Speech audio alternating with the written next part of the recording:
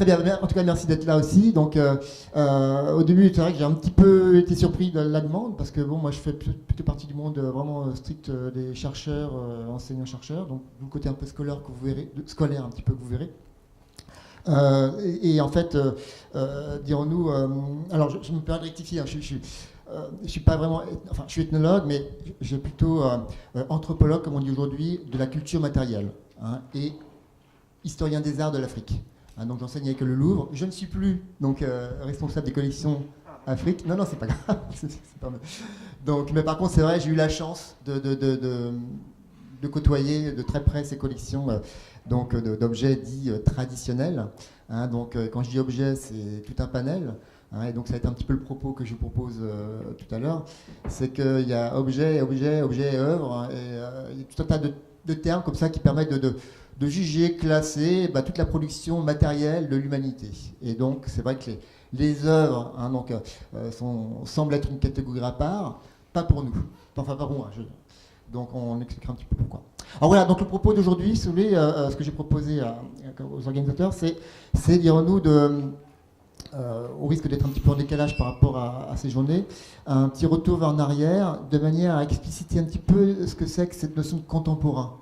Parce qu'aujourd'hui, il se trouve qu'il y a une scission de plus en plus forte qui s'opère au sujet de l'Afrique par rapport à une Afrique dite traditionnelle, avec les arts, entre guillemets, premiers, traditionnels, primitifs, et une Afrique faite d'artistes contemporains. Qu'est-ce que ça veut dire? Et c'est vrai qu'on se heurte vraiment à une difficulté où finalement, d'un côté, aujourd'hui, on reconnaît avant tout des artistes contemporain, on va expliquer ce que signifie ça, et le reste, ça reste dans le flou artistique, traditionnel, premier, etc., ou ethnographique. Et donc l'idée, c'est de vous montrer en fait que lorsqu'on retourne dans cette période dite coloniale, au sens historique du terme, hein, donc, finalement, il s'est passé beaucoup de choses. Hein, donc, et on se rend compte que finalement, quand on regarde bien les œuvres, et qu'on commence à s'intéresser un petit peu, mais c'était qui ces personnes qui produisaient ces objets qui nous restent maintenant, qui sont présentés comme des objets ethnographiques, on se rend compte que finalement, les frontières entre traditionnel et contemporain sont complètement fictives. Complètement. Alors, il y a énormément de recherches encore à faire, c'est un sujet un petit peu, j'ose pas dire novateur, mais en tout cas qui tout doucement amène des résultats sympathiques. Donc, ça va vous paraître un petit peu naïf, mais voilà, en même temps, contemporain, ça veut dire quoi aujourd'hui? Alors, vous voyez, c'est des artistes qui vivent de notre temps, encore vivants, etc. Pas forcément. Hein, donc, on a eu tout un tas de termes pour que l'Occident, plutôt l'Europe de l'Ouest, exprime cette idée d'artistes qui vivent aujourd'hui, etc., avec une petite pointe d'originalité. Faite de ruptures, de cassure des codes, de représentations plastiques, graphiques, visuelles, etc.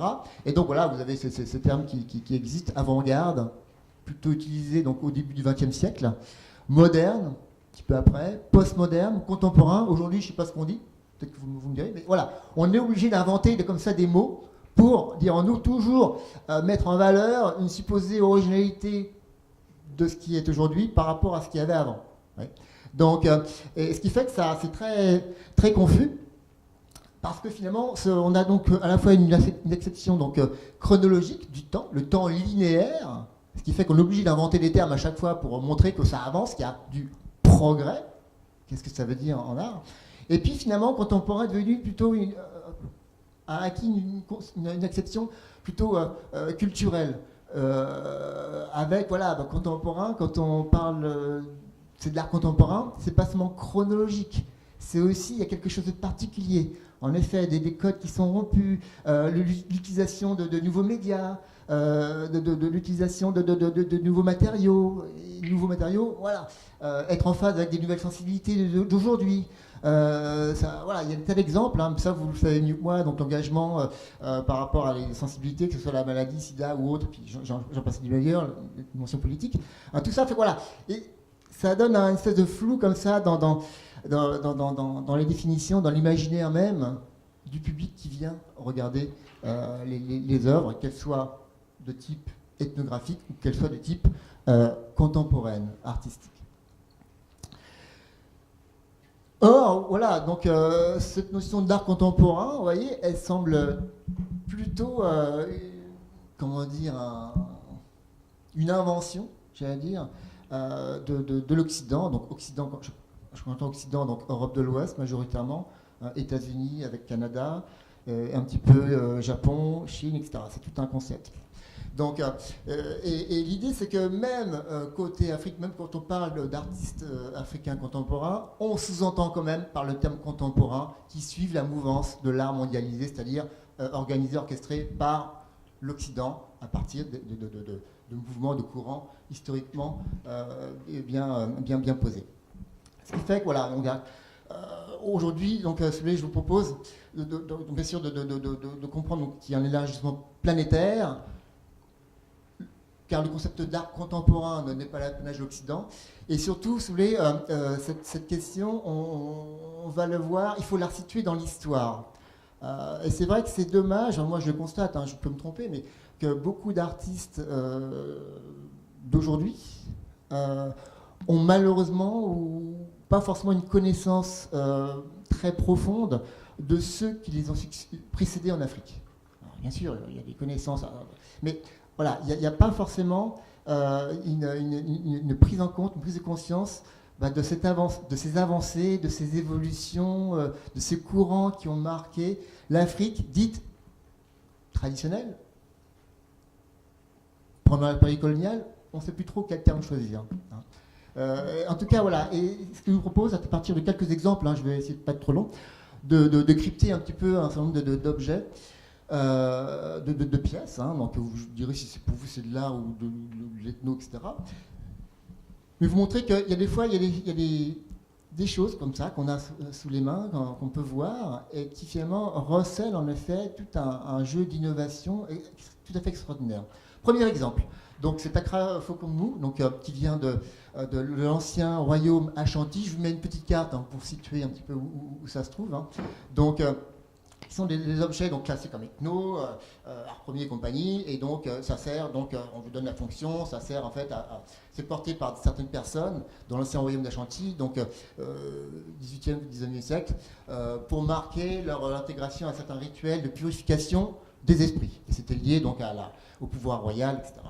Mais voilà, concentrons-nous sur la pièce circulaire, c'est en or, donc fondu à cire perdue. Et en fait, vous voyez, a priori, rien de bien extraordinaire. Donc, on a une espèce de motif cruciforme au centre, percé dans un orifice bien central. Mais voilà, pour comprendre qu'est-ce qui fait que cette œuvre a quelque chose, innove, il faut comparer à d'autres, des séries en fait. Vous voyez, les séries, c'est souvent décrié, mais en tout cas, non, mais c'est, ouais. Mais en fait, c'est pas. Vous voyez, ça, c'est les Akapunku comme vous classiques en bas. Donc c'est circulaire, c'est travaillé au repoussé avec des motifs de rosette, etc. Et ce sont les motifs qui sont en effet inspirés du monde arabo-musulman, beaucoup plus au nord. Vous voyez. Et donc c'est la pièce classique. Ici, vous voyez, à force de comparer par rapport à d'autres, on se rend compte que c'est vraiment une pièce atypique. C'est quasiment une des rares qu'on ait comme ça, si ce n'est la seule. Et finalement, on s'est rendu compte, en travaillant un petit peu l'histoire de ce royaume, que finalement, l'artiste, l'orfèvre qui a généré cette forme, s'est inspiré d'un rouage d'horloge, de montre. C'est-à-dire qu'il a pris en compte, il s'est inspiré d'un rouage de montre ou d'horloge qui était offerte à l'époque, au XIXe siècle, par les Occidentaux, notamment les Britanniques, aux souverains de l'époque, en guise de liens diplomatiques, etc. Et donc, c'est ces éléments de rouage. Alors, on ne se rend pas compte aujourd'hui, mais l'arrivée des horloges, des montres en Afrique au sud du Sahara a généré tout a stimulé en fait l'imaginaire. C'est difficile de s'en rendre compte. Et voilà. Et donc, du coup, on est dans le cadre d'une reprise et d'une réinterprétation d'un rouage d'horloge ou de montre en fait d'origine occidentale. Et alors, ce qui est intéressant, pourquoi pourquoi? Alors je ne voulais pas le mettre tout de suite, mais parce que finalement, sa forme, vous voyez, il y a une espèce de télescopage entre ce qui circulait plus ou moins également, ce qui était plutôt connu, les croix d'Agadez, que tout le monde connaît, ça a paru notamment au Touareg, etc. Forme qui a circulé, sans forcément comprendre le sens, et qui a été reprise, parce que qui a été perçue comme analogue à certaines roues d'horloge mécaniques. Voyez, et c'est cette alliance qu'on a là dans cet objet. Oui, ça a l'air de rien, mais pour l'orfèvre qu'il a fait, il a apporté, il a innové. Et donc on est quasiment dans l'emprunt, ce qu'on appelle des fois les emprunts, le terme n'est pas très joli, mais en tout cas dans cette inspiration d'éléments extérieurs, si ce n'est l'usage des fois dans les parures directement de ces rouages. Et donc ça nous conduit évidemment au thème suivant qui est celui du recyclage, l'arrêt-recyclage. Donc, dont on nous vante bien sûr depuis maintenant quasiment 20 ans les mérites. Mais il faut savoir que voilà, côté Afrique, c'est pratiqué depuis très longtemps. Voilà, donc j'aurais pu vous montrer des exemples un petit peu antérieurs à ceci. Donc des petites lampes à pétrole que je pense que tout le monde connaît. Mais également, oui, quand on regarde ces objets-là, ça a l'air de rien, mais ceux qui ont mis au point ce type d'objet, c'est les forgerons qui sont des artistes à part entière. Alors on a perdu les noms malheureusement, on n'a pas les noms. Mais au moment, voilà, dans les années 30, 40, exode rural, on commence à construire ces grandes mégapoles en Afrique, manque d'infrastructures, donc il a fallu trouver très vite un moyen d'éclairer tout le monde, et pas cher. Donc voilà, c'est ce qu'on appelle le recyclage, cette espèce de bouillonnement créatif. Non, il a aussi une raison profonde, avant tout, donc sociale, économique, etc. Donc d'où l'intérêt de collecter. Après, je vous laisse la petite séance, économiser le carburant, de manière à récupérer le moins de petites gouttes qui tombent. Bien sûr, vous voyez que innovation, mais dans le cadre quand même d'un certain nombre de codes, entre guillemets. Majoritairement, toutes ces petites lampes qu'on fabrique ont une couleur rouge. Alors, c'est pas parce que toutes les boîtes de sardines sont rouges, non, pas du tout. Non, il y en a d'autres. Non, c'est parce qu'en fait, le rouge renvoie à une convention, j'allais dire presque culturelle, inscrite, qui fait que ça renvoie au feu, à l'éclairage, à la lumière, etc. Et puis, donc, ça renvoie à des anciennes lampes en terre cuite, à base de latérite, etc. À côté, voilà, pareil, vous connaissez sans doute l'histoire, donc cette valise dite Cote-Cote, qui en fait aurait pu en France conduire à des procès, de publicité exagérée, etc. Non, voilà, ici, ça a eu un certain succès.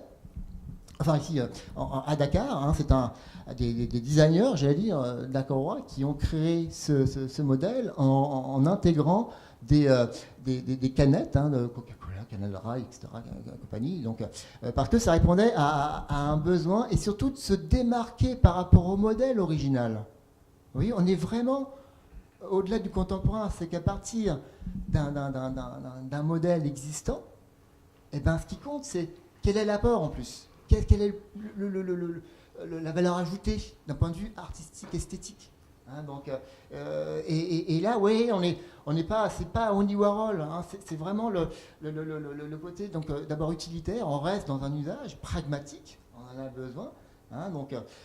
Et en même temps, voilà, on laisse visible, contrairement à ce qui peut se passer en Inde, dans le recyclage, on laisse visible les dessins, les inscriptions, les couleurs, etc. Cote-Cote, pourquoi? Alors, aucune analogie avec les poules, ça n'a rien à voir. C'est qu'en 1981, Mitterrand arrive au pouvoir en France, et donc il y a un certain nombre d'attachés culturels qui sont nommés, liés à la coopération, etc. Et l'un d'entre eux visite l'atelier à Dakar où ils ont créé ce modèle.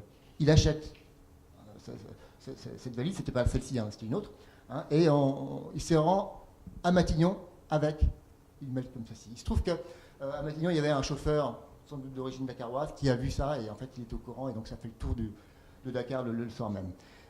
Et en fait, cet attaché qui n'est pas resté longtemps, donc vous savez, ça va aller très vite. En fait, il s'appelait Jean-Pierre Cotte, d'où le nom de Cote-Cote. Donc, voilà. Donc, oui, donc en tout cas, cet art du recyclage dont on vante les mérites, voilà, il est pratiqué sans faire d'histoire depuis très longtemps. Donc, mais voilà, il reste inaperçu parce que on utilise le terme emprunt, le terme de réutilisation, de apport européen, etc. En fait, non, vous voyez, c'est le fait à partir de matériaux accessibles dans l'environnement, d'en tirer parti, hein, pour, en effet, casser un certain nombre de codes. Vous voyez, je vous montre comment dire, ce masque-ci, donc créé en pleine période coloniale, vous voyez, hein, donc en plus, lors de la mission Dakar-Djibouti, donc qui est partie de Dakar à Djibouti en 1933, pardon, et qui en fait, voilà, comment dire, voyant débarquer cette grosse mission française, bien sûr, les gens, voilà, ont essayé de leur vendre un petit peu leur poterie, leur vannerie, etc., pour avoir un peu de sous. Et il se trouve que le 14 juillet 1931, il y a une troupe qui est organisée, une troupe de danseurs, hein, donc, et la mission des Djibouti, donc avec les ethnologues de renom comme Marcel Griol, voit danser ce masque. Il y en avait deux en fait. Hein. Et en fait, ils ont très vite compris qu'il y avait quelque chose. Vous voyez, c'est qu'en fait, ce masque détonnait par rapport aux autres. Hein.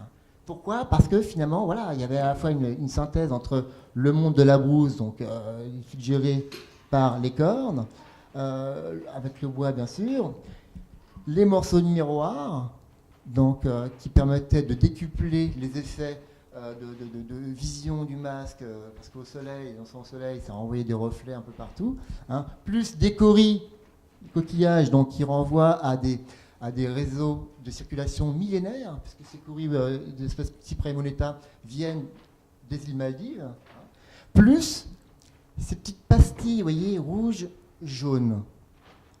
Alors que, soi-disant, dans l'art traditionnel, c'est le rouge, le blanc, le noir. Ouais. Et ces pastilles rouges, jaunes, elles sont en plastique. Je ne sais pas si vous voyez, le plastique, ce n'est pas un matériau très courant.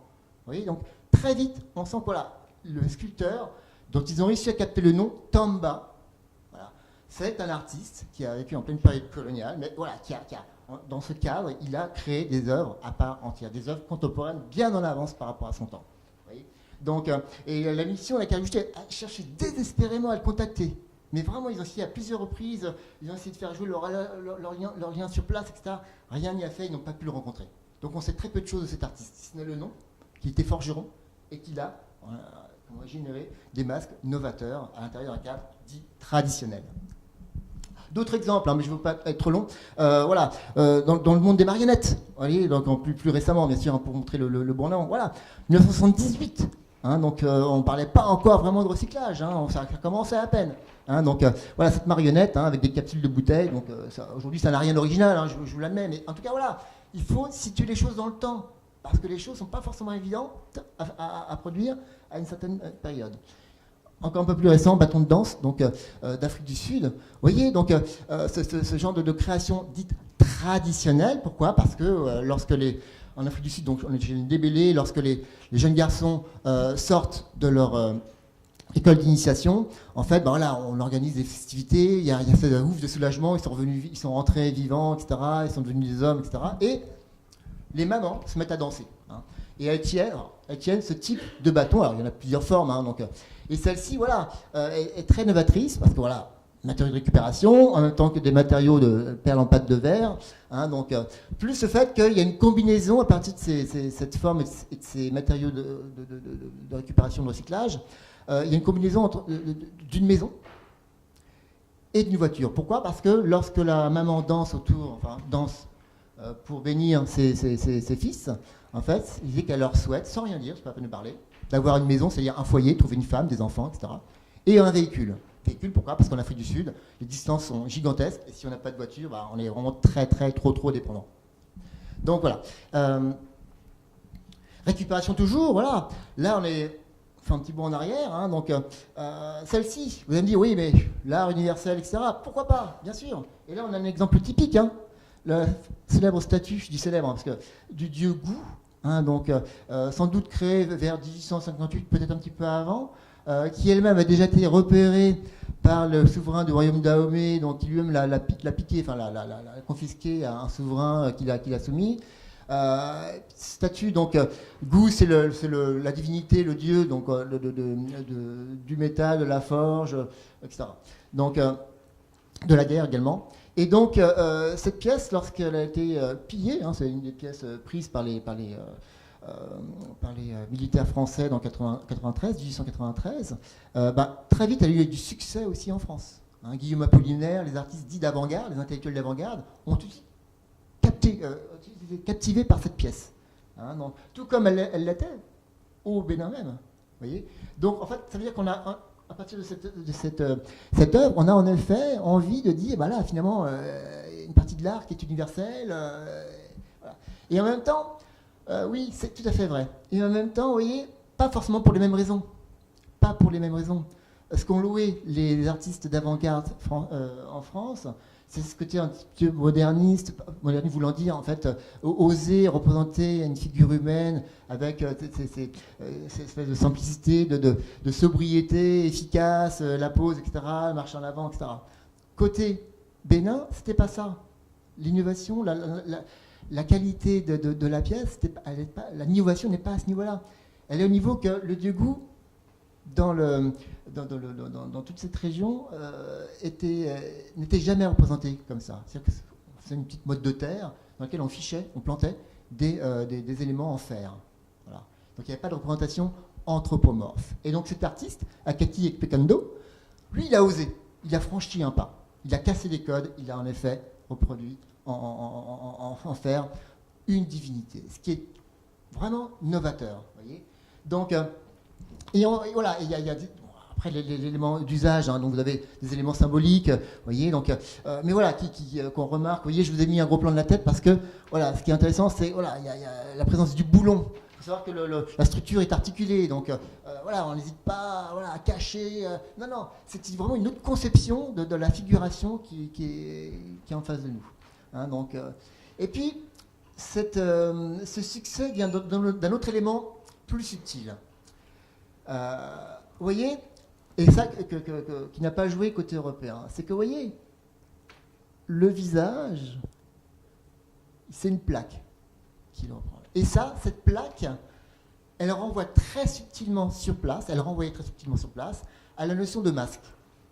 La notion de masque, ça je pense qu'on va en parler plus tard, renvoie à tout un univers, un monde dit de l'invisible, hein, des forces spirituelles, etc. Hein, tout un cadre. Et sans avoir à reproduire un masque, non, c'est très subtil. Sur place, on sent bien, voilà, ça renvoie très subtilement à cette idée que la statue est investie d'une force invisible, spirituelle. Et ça, on retrouve chez d'autres artistes. Oui, alors je vous ai mis celle-ci pour vous montrer qu'il y a aussi une continuité dans la maîtrise du fer, mais passons, parce que je ne veux pas être trop long. On retrouve dans cette œuvre, qui enfin est reconnue comme étant de Quayep au musée du Quai Branly actuel. Hein, longtemps, c'était attribué. Ah non, c'est vraiment de l'artiste Quayep. Pareil, on est en pleine période coloniale. Elle a été collectée par l'administrateur colonial Henri Labouré, donc on est vraiment en plein dedans. Voilà. Et lui, pareil, il a été assez captivé par cette œuvre. Hein, donc il a négocié avec le roi Njiki II, au Cameroun. Hein, je vous mets une carte pour vous situer un petit peu l'endroit. Hein. C'est pareil, pour comprendre un petit peu son originalité, reconnue sur place, il faut voir d'autres pièces du même type. Hein. Donc là, je vous ai mis juste un exemple, hein, donc, où souvent, voilà, l'art africain, frontal, hiératique, etc. Donc vous voyez, donc souvent, là, c'est une mère à l'enfant, et la maman, généralement, ne regarde pas son enfant. Ouais.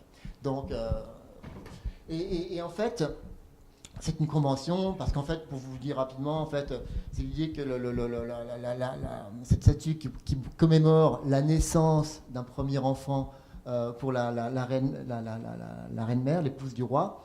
Hein, donc, il ne doit absolument pas regarder son fils parce que ça pourrait attirer la jalousie, les forces invisibles qui pourraient s'attaquer à l'enfant. Donc, il ne faut surtout pas montrer de sentiments affectueux, sinon c'est dangereux. Donc, c'est plutôt une preuve d'amour, oui. Donc. Et lui, Quayeb, ose transgresse les codes. Et en effet, il montre, c'est ce qui fait l'innovation, voilà, le regard d'une maman à son jeune nourrisson. Alors, ça nous paraît banal, nous, en Occident, parce qu'en fait, depuis au moins la Renaissance, tout un pan de l'art occidental, c'était de dépeindre toutes les subtilités infimes et nuancées des sentiments humains. Hein, donc, or, côté Afrique, c'est pas ça, c'est autre chose. Hein. Donc, et puis voilà, un autre élément, donc alors, je vous passe, en Occident, ce qui plaît, c'est le côté instable, à la fois stable et instable, des jambes avancées, etc. Un autre élément très novateur, et on rejoint donc le Dieugout, c'est justement, vous voyez, l'artiste, il a blanchi très légèrement le visage. Ce qui fait que lorsqu'on regarde la pièce, si vous allez la voir au musée Quai Branly, vous verrez, en effet, ça suggère très subtilement l'idée d'un masque. Et en masque, attention, hein, entendons-nous, au sens africain du terme. Hein, c'est très subtil, hein, donc, mais parce que ce masque renvoie très subtilement à la notion de spiritualité. On va avancer. Alors, il existe plein d'autres artistes, en fait, certains commencent vraiment à être connus. Ici, je ne sais pas si quelqu'un le connaît, hein, Olowedizé, je ne sais pas s'il y en a parmi vous qui le connaissent. En France, il est quasiment inconnu, quoi. Alors que c'est le plus grand artiste reconnu chez les Yoruba au Nigeria. C'est le plus grand artiste. Hein. Donc, et voilà, traditionnel, ethnique, et j'en passe, primitif, etc. Non, non, non, non, stop.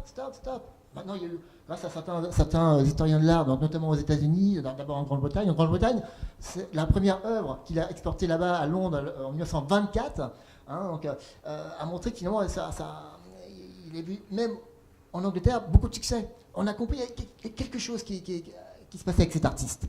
Hein, donc, là, je vous montre un exemple ici. Voilà, donc, c'est un artiste. On ne sait pas grand-chose de sa vie. Hein, on peut la situer entre 1875 et 1938.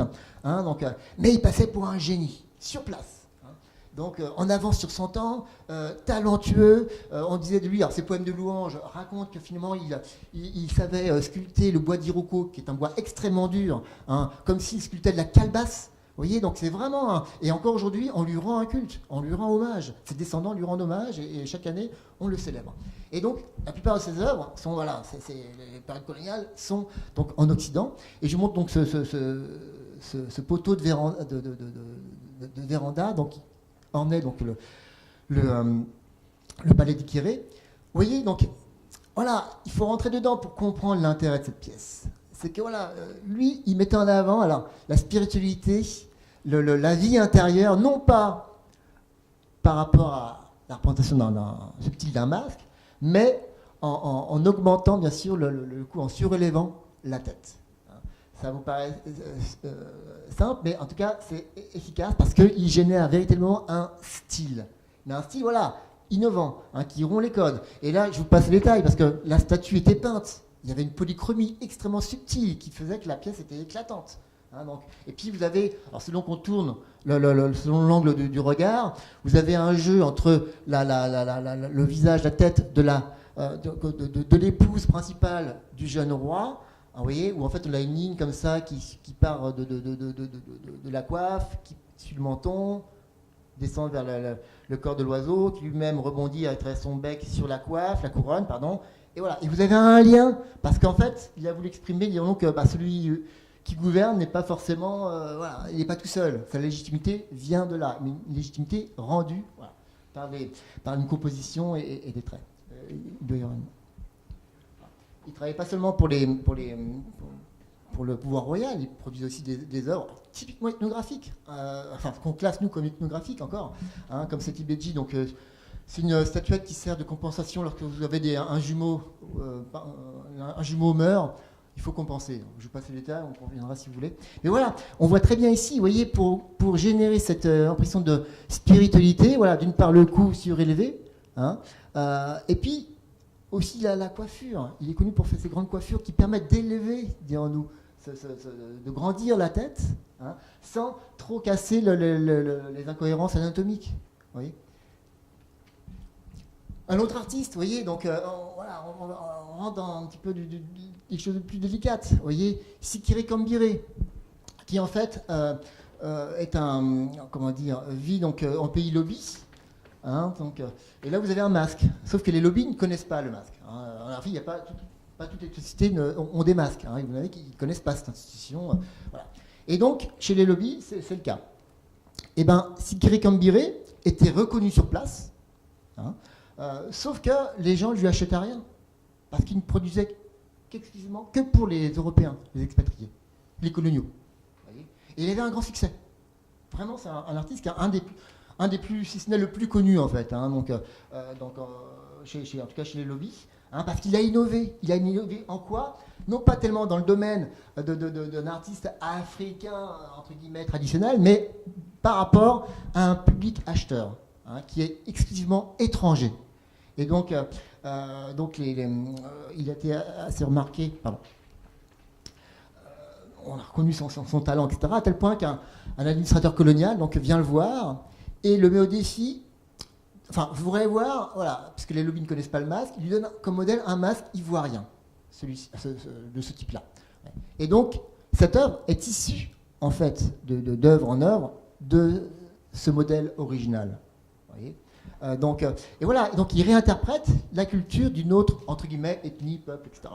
Donc, il faut savoir que, voilà, je ne sais pas si vous achèteriez ce masque, vous ici, mais en tout cas, voilà, ça peut vous paraître très déco, très... mais il faut savoir que ça a eu un grand succès dans les années 1930-1940. Mais vraiment, c'est à tel point que les artistes sculpteurs d'aujourd'hui d'artisanat, en fait, ils signé atelier de Sikiri Kambiri. Dans les salles de vente actuelles, la spéculation, elle utilise son nom pour mettre, voilà, sans doute élève de Sikiri Kambiri, atelier de... Vous voyez, parce que c'est un style particulier, hein, donc très, très déco, hein, peut-être, hein, vous allez me dire ceci.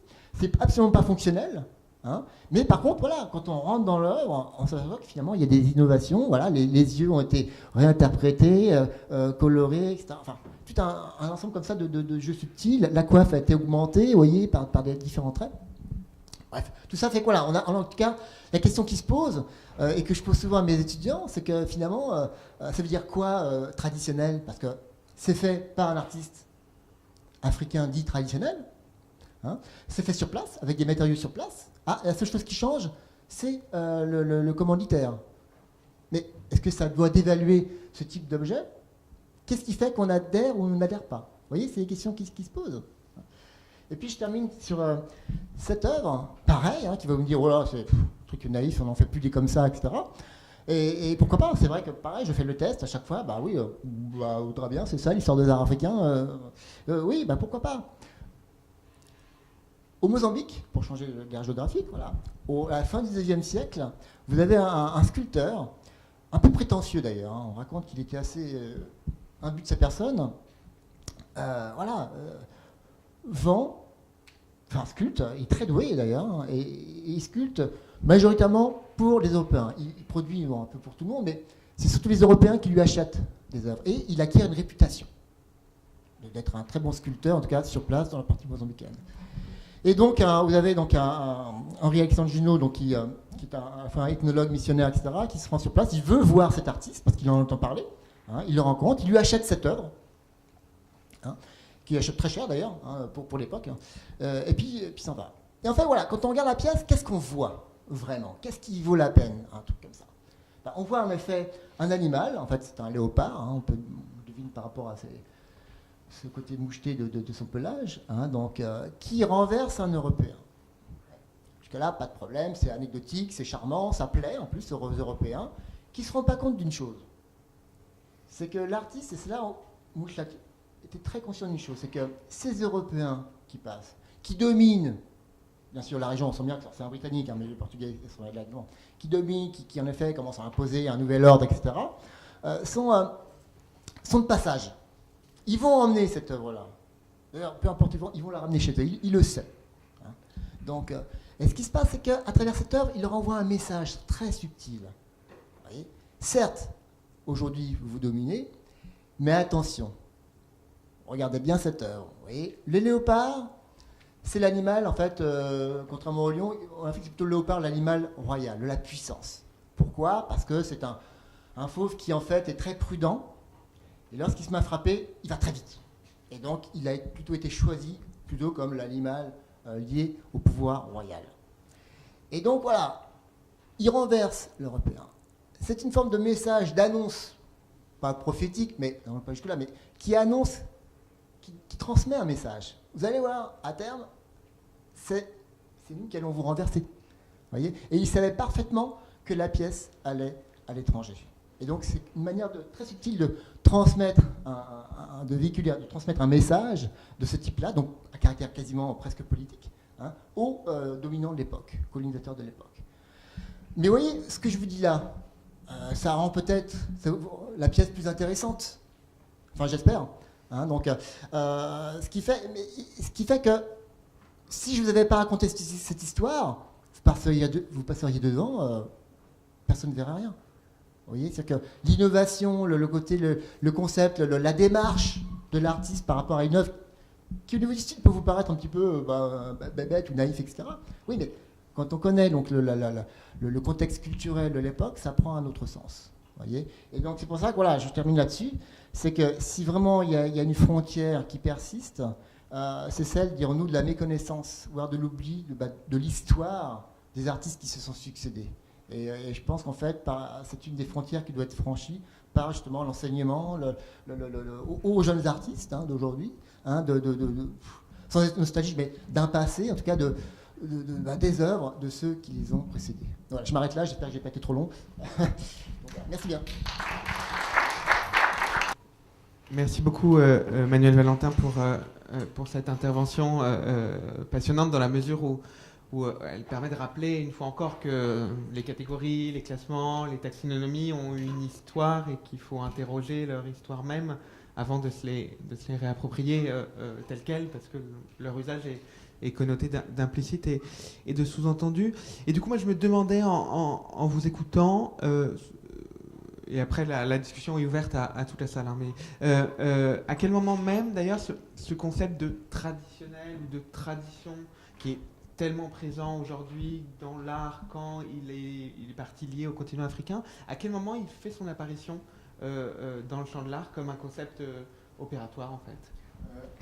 Oui, traditionnel, c'est vrai que c'est un mot qui s'impose dans la littérature ethnographique au début du XXe siècle. Parce que voilà, traditionnel renvoie non seulement à l'Afrique, mais également à d'autres régions du monde, y compris l'Europe, la France. Donc vous avez l'ethnographie, donc descriptive des peuples, etc., qui commence à émerger, et encore début du XXe siècle, c'est la période où ce terme s'impose, parce qu'on constate que tradition permet pour l'époque, de décrire, dirons-nous, ce côté a priori stable, qui ne bouge pas. Les gens respectent leur tradition, vous voyez, les arts dits premiers, traditionnels, primitifs, voilà. C'est en principe des arts qui n'ont pas d'histoire. Bah oui, les artistes ne font que répéter, et d'ailleurs il n'y a pas d'artistes, puisqu'ils ne font que se copier les uns les autres, et répéter. Donc la notion d'artiste, l'artiste disparaît. C'est que ce sont que des artisans, voilà. Et du coup, c'est là où en fait le mot traditionnel s'impose donc dans la période à partir du début du XXe siècle, notamment pour les arts africains, océaniens, etc. Il y en a d'autres, parce que ça permettait de justifier et puis de faire comprendre à tout public que finalement, voilà, il y a des régions où ça bouge en Occident, et puis il y a des régions où ça reste calme, ça bouge pas. Donc les vrais artistes contemporains d'avant-garde, pour l'époque, c'est en Occident, vous voyez.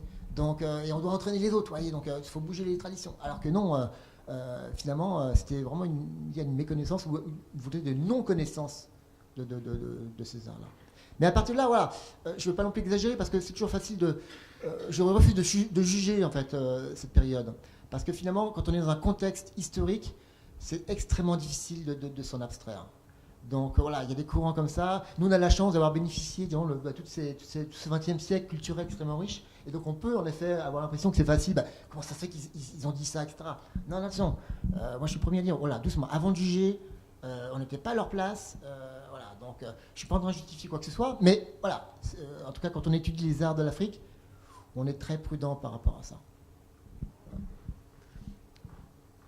Est-ce qu'il y a des questions dans la salle? Ouais. Si je parle trop vite, vous le dites, parce que j'ai tendance à... Moi, je remarque je suis édifié quelque part par cet exposé, parce qu'à chaque fois, on a les noms, les patronymes des auteurs de ces objets-là. Je me suis intéressé à un moment donné sur qu'est-ce qui fait la valeur de tout ce qui se vend aujourd'hui, des objets africains, en particulier à ce marché, je crois, Maastricht, qui est un marché de collectionneurs, où il y a 2 ans à peu près, ils ont vendu un reliquaire Fan à une somme complètement astronomique. Et puis j'ai entendu dire, j'ai lu que, ma foi, la valeur de ces objets, comment dire ça, dépendait de leur pedigree, en l'occurrence, à qui ils avaient appartenu au fil du temps, d'un collectionneur à un autre. Alors, est-ce qu'il y a une imposture quelque part qui ferait que on nous dit qu'on ne connaît pas les auteurs de ces œuvres-là, ou alors ça s'arrête à un moment donné, parce que là, c'est quand même extraordinaire d'avoir les noms de ces auteurs-là. Qu'est-ce qui se passe dans ce marché-là, dans ce secteur-là, à cet endroit-là, il y en a qu'on connaît, il y en a qu'on ne connaît pas. Excellente question, alors ça, c'est vaste. Mais c'est très intéressant, parce que voilà, il faut savoir que d'une part, cette notion de pédigré, alors elle s'est imposée progressivement, c'est une forme d'aliénation du patrimoine, tout simplement, on va pas... une aliénation qui passe par justement, quand vous achetez, alors quand un collectionneur achète une œuvre, dirons-nous, très chère, en tout cas, mise sur le marché à un certain prix, parce qu'on connaît son histoire, on sait qu'elle a été collectée fin 19e siècle, souvent, majoritairement c'est le cas. Voilà. Ce qui se passe, c'est l'idée qu'à défaut de connaître la fonction, l'usage, l'inscription de cette pièce dans Roger Kerfang ou Cotta dans une histoire réelle, il vaut mieux éviter, parce que la pièce perd de son charme. Vous voyez, c'est aberrant. Mais en fait, une pièce qui n'a pas son nom d'artiste, notamment pour l'Afrique et l'Océanie, ça lui donne de la valeur. Et c'est pour ça qu'il y a une dimension, je dirais pas hypocrite, mais complètement contradictoire, paradoxale, vous voyez, par rapport aux notions d'artiste, etc. Donc ce qui intéresse, c'est pas tellement la notion artistique de l'œuvre, on se contente en effet d'un jeu de forme décoratif, etc. Mais ce qui compte, il faut bien combler le vide, ce qui compte, c'est c'est que la personne qui a collecté, qui a été la propriétaire de la pièce, était une personne connue. Oui, les collections, alors il y en a des célèbres, hein, Helena Rubinstein, etc., enfin, aux États-Unis. Voilà, on s'approprie à travers l'objet une petite parcelle de l'esprit de ces célébrités qui ont acheté à un prix fort ces pièces. Vous voyez, c'est capté à chaque fois un petit peu de la mémoire de ces propriétaires précédents, occidentaux bien sûr. Évidemment. Donc voilà, mais ça c'est un sujet vraiment passionnant parce qu'en fait, qu'est-ce qui fait les prix en effet, oui, il y a cette notion de pédigré, mais pédigré, avouez que c'est quand même c'est rabaissant quand même. Mais en tout cas, voilà. Alors qu'on ne parle pas d'histoire des collections. Histoire des collections, on utilise le terme histoire des collections pour les tableaux, etc. Et on va parler de pédigré pour les arts dits premiers et compagnie. Donc, mais pédigré, c'est assez rabaissant quand on regarde l'analyse de terme. Donc, et voilà, et du coup, vous avez là en effet un des creusets en effet de la contradiction entre d'un côté vous avez les amateurs d'art africain, mais tradis, hein, et ils restent là-dedans, ils n'en bougent pas. Et puis ça commence un petit peu à bouger. Et puis vous avez les autres, hein, donc les grands mécènes actuels qui en effet ne connaissent pas du tout les arts tradis et vont tout de suite vers les artistes contemporains. Et là, c'est encore un autre processus. Alors, je ne sais pas si j'ai répondu à la question, mais parce que c'est une question quand même assez vaste. Hein, qu'est-ce qui fait que voilà, on va spéculer sur telle pièce. Alors, spéculation, il faut savoir qu'aujourd'hui, dans la mesure où on l'a constaté que les prix des pièces qui ont un entre guillemets pédigré n'ont fait que monter depuis le début du XXe siècle, c'est un placement aussi sûr que celui de l'immobilier, voire même plus sûr. Ce qui fait que vous avez, voilà, et aujourd'hui dans l'art contemporain c'est pareil, il y a des paris, hein, qui fait qu'on va miser sur tel artiste parce qu'on va supposer qu'il expose beaucoup, et les critiques sont bonnes, et donc on fait un pari sur l'avenir, donc on va commencer en effet à acheter en espérant pouvoir revendre à terme, etc. Donc c'est la réalité. Alors, il y a d'autres choses plus subtiles, mais voilà, c'est dedans. Donc aux artistes d'en jouer, en fait. Hein. Mais voilà, Alors, pour le nom des artistes, c'est une recherche, je ne suis pas tout seul à la faire. Hein, donc, moi, ce qui m'embête, c'est que souvent, vous avez... c'est une recherche qui a été initiée à la fois en France, en Belgique, et en Suisse également. Mais ce qui est très embêtant, c'est que lorsqu'on n'a pas le nom de l'artiste, qu'est-ce qui se passe ? On vous met maître de ceci, maître de cela. Ça aboutit à une espèce d'aberration. Il y a 2-3 ans au musée Quai Branly, pour les artistes sculpteurs de Côte d'Ivoire, vous aviez le maître des grandes mains, vous aviez le maître de Pierre Vérité. On citait le nom d'un collectionneur. Non mais c'est complètement aberrant, quoi. Donc non, voilà, on n'a pas le nom de l'artiste, il ne s'agit pas d'en faire une pièce ethnographique. Par contre, l'effort doit en faire. On en connaît plein de noms d'artistes dits traditionnels. Là, je vais en citer quelques-uns.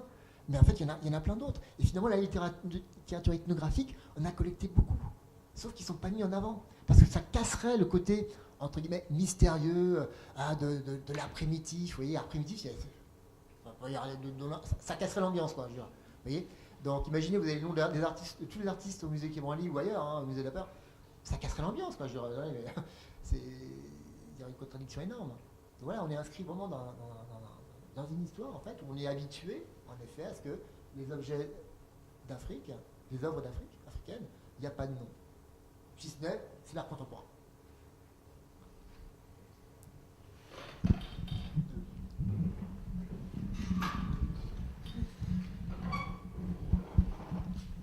Oui, bonjour. Allô, je me rapproche. Oui, bonjour. Bonjour. Allô. Allô. Oui, allô. Oui. Bonjour, merci beaucoup pour votre intervention. J'ai trouvé ça très intéressant dans le sens où, en fait, pour ce projet de postmaster, j'ai essayé de faire une recherche justement sur cette question de mes connaissances de l'histoire culturelle de l'autre depuis que je suis rentrée de l'Afrique, étant donné que je vis en Chine. Mais, alors quel malheur, parce qu'il y a tellement peu d'informations et de documentation que je puisse trouver qui est disposée dans mon pays, même en ligne. Donc ma question était, pour quelqu'un comme moi, qui n'est pas un chercheur, doctorat, spécialiste dans le domaine, mais tout le temps avoir envie vraiment de connaître plus. Est-ce que je ne sais pas, est-ce que vous avez quelques conseils, des choses que je puisse lire, que je puisse trouver depuis l'étranger? Est-ce que le travail a été fait? C'est-à-dire, parce que j'ai vu, il y a certains musées dans le monde, ils font des documents en ligne à disposition, souvent gratuitement, et qu'on peut avoir accès. Parce que je trouve que c'est très important ce que vous avez dit, ça passe, il faut la connaissance de notre culture, il faut passer beaucoup par l'éducation. Alors il me semble déjà c'est très difficile. Dans ma culture, par exemple en Chine, déjà on a un environnement très fermé. Le fait d'avoir quelques ressources sur l'Afrique, je ne parle même pas ça précise, c'est très beau documentation, donc on a vraiment un soif. Est-ce que vous avez des conseils où on peut trouver des choses si on va aller plus loin? Parce que je fais des débats avec des amis, quelques amis peintres occidentaux aussi, justement, ils m'ont lancé tu es délirant, etc.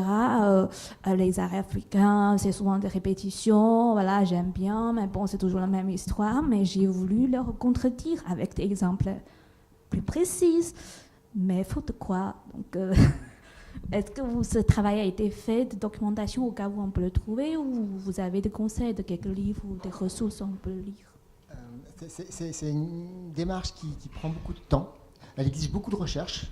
Hein, donc les noms d'artistes qu'on trouve, ils étaient là, mais on ne les voyait pas, ou alors faut revenir aux archives des fois, aux notes de terrain d'ethnologues, qui souvent ont noté, hein, alors pas tout le temps, hein, il y a des fois on n'a rien du tout, hein, mais qui ont noté souvent des noms de personnes avec qui ils ont pu discuter ou acheter, etc. Donc, mais c'est vraiment un énorme travail d'archives, à croiser aussi, parce qu'il n'y a pas que la France, il y a aussi des missionnaires. Je vous donne l'exemple en Suisse, hein, le nom Mouchlati.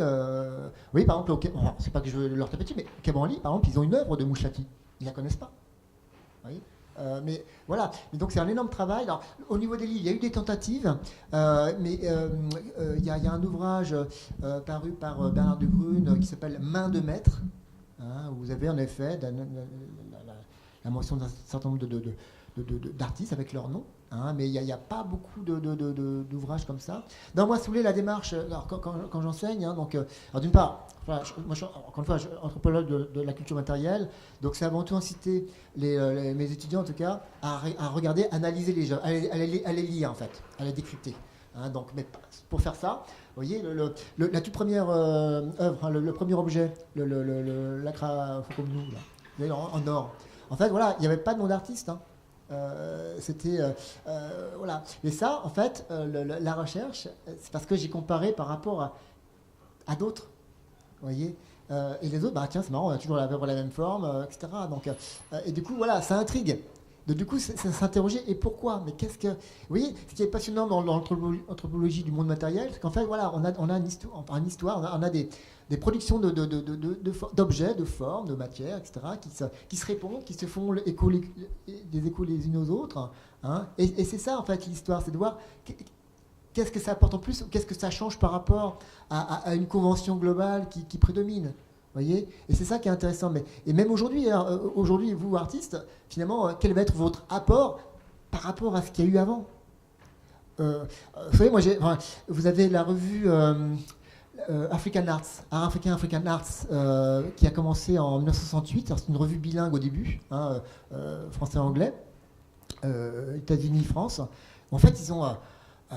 ça commence en 68, hein, 67. Non. Et en fait, comme ça, ils font, en effet, ils travaillent sur un certain nombre d'artistes contemporains déjà, donc pour les années 60. Mais je suis sûr que si je vous citais certains de ces artistes publiés, hein, qui ont exposé, vous ne les connaissez pas. Alors que certaines œuvres, dans la démarche, sont très semblables. Voyez, donc voilà, la question qui se pose, c'est voilà, aujourd'hui, si vous voulez, peut-être tant mieux s'il y a un oubli, mais quand même, c'est pas forcément très honnête intellectuellement parlant. Il y a des tas d'artistes africains, entre guillemets, contemporains, donc dans les années 60, voire même un petit peu avant.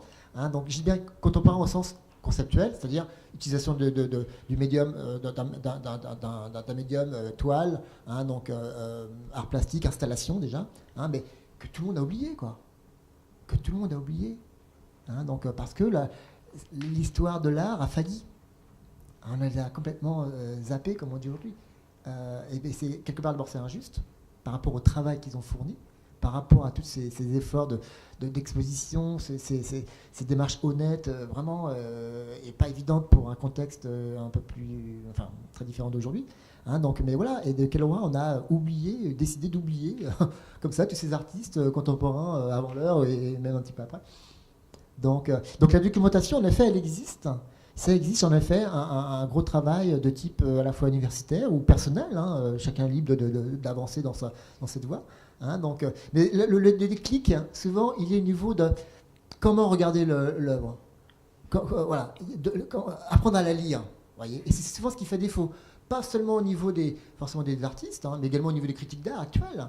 Les critiques d'art, je ne veux pas les blâmer, mais c'est vrai que je constate, on constate que lorsque vous avez un de très très bons livres faits par des critiques d'art qui sont excellents, qui se lisent bien, etc., il y a de très beaux concepts, parfaits, mais quand il s'agit, nous on a fait l'expérience au Musée de l'Homme, quand il s'agit de les mettre devant les œuvres de certains artistes contemporains, des artistes contemporains, mais ils ne regardent pas l'œuvre, quoi. Ou alors les concepts qu'ils ont déjà en tête se superposent par rapport au vrai regard franc, mais qu'est-ce que j'ai devant moi, quoi? Qu'est-ce que je vois vraiment? Qu'est-ce que l'artiste me donne à voir vraiment? Et c'est là où l'anthropologie, ethnologie, anthropologie apporte beaucoup de choses, parce que, vous voyez, moi je suis assez proche d'un anthropologue qui considère que finalement, il n'y a pas d'artiste. Alors je vais peut-être vous choquer, il n'y a pas d'artiste. Il n'y a que des techniciens de l'enchantement. C'est qu'en fait, tout objet est créé pour générer un effet, un impact visuel sur un spectateur. Donc c'est un technicien. Donc quelle va être l'astuce pour capter le regard d'un tel? Ouais, je peux vous montrer n'importe quel objet. Voilà. Donc un décor, voilà, donc, effet. Voilà, quand un objet est décoré, c'est parce qu'en fait il est amené le regard à s'arrêter un petit peu dessus. Vous voyez, entre un iPhone, un téléphone portable, pardon, qui a une chaussette, un support sans couleur, et un autre où vous avez mis votre marque, des décors, etc., on va d'abord le regard va s'attarder sur celui qui a des décors. Donc, oui, donc il y a tout un tas de processus qu'on connaît, sans aucune prétention, qu'on constate, qu'on observe, mais avant tout, voilà. Et donc, quel est l'apport de chaque artiste original? C'est ça qui est intéressant, c'est ça qui est hyper enrichissant, et c'est un infini. Et donc, vous êtes en plein dedans parce que le contexte change, etc. Je suis bavard. Oui. Oui, merci. Je voulais juste rebondir sur ce que vous venez de dire par rapport au marché. Je crois que c'est là où justement l'art traditionnel, c'est ce qu'on appelle l'art traditionnel, et par ailleurs pas seulement africaine, et l'art contemporain se rejoignent très bien. C'est au niveau du marché, c'est toujours les mêmes lois, c'est-à-dire le pouvoir du collectionneur, le nombre de présentations institutionnelles, le nombre de citations dans des catalogues importantes. Et voilà, comme ça, ça produit une valeur et ça produit aussi une spéculation assez énorme. C'est-à-dire, de deux côtés, de ce qu'on peut observer dans l'art contemporain globalisé aujourd'hui, mondialisé aujourd'hui, et ce qu'on peut observer par rapport à ces collections dont vous parliez.